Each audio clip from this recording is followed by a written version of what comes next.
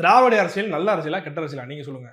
எப்படி கேட்டா எப்படி சொல்ல முடியும்? ஒரு ஒரு ஒரு இடத்துல உட்கார்ந்து நம்ம வந்துட்டு क्वेश्चन பண்றோம் அப்படின்றப்போ நடுநிலையா இருக்கிறது தான சரியானதா இருக்கும். நீங்க இப்ப தாவேக்காரங்க வச்சுங்க. நீங்க தாவேக்கா நிர்வாகி. இப்ப நீங்க நிறைய பேச வேணாம்.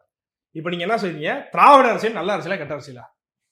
சரி இப்படி கேட்டா நீங்க பதில் சொல்லாம மழுப்புவீங்க விஜய் மாதிரி. அதான் என்ன சொல்லுவீங்கன்னா விஜய் எங்க மழுப்புறாரு? சரி எந்த இடத்துல மழுப்புனாருன்றதை யாரு क्वेश्चन கேட்டீங்கன்றத சொல்லுங்க. அவர் எங்க क्वेश्चन கேட்கறது விட்டாருன்னு சொல்லுங்க. சார் ஒரே ஒரு क्वेश्चन சார் நாங்க பத்திரிக்கை அளிக்கிறோம் சார் அப்படின்னே திருமணம் தான் போய் சொல்லுவேன். அப்ப இப்படிலாம் போறாரு விஜய். அவர் எங்க கேள்வி கேட்க தயாரா இருக்காங்க. நான் கேட்கவா? நான் கேட்கறேன். நாளைக்கு எங்க கூட்டு போறாரோ அப்ப கேட்கறேன். விஜய் பேசுவாரா? கேளுங்க, பேசுவாரு. எங்க பேச கேட்க கிட்டக்கு வராரு. ஒரு தடவை திட்டாரு பாத்தீங்களா? லூசு அப்படின்ற அளவுக்கு மென்டல் டே அப்படின்ட்டு கத்தனை சத்தமா இருக்குது. அதை நம்ம ஆதரிக்கல.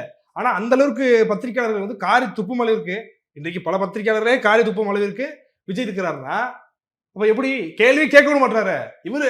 அதை ஏன் நிறைவேற்றல, இதையே நிறைவேற்றல, அதையே நிறைவேற்றல ப்ரோ அப்படிங்கிறாரு. ப்ரோ நீங்க அங்க கேள்வி இருக்கட்டும், பத்திரிகையாளர் உங்களுக்கு கேட்கறாங்கல்ல அங்க கேள்வி அங்க போய் சொல்லுங்க.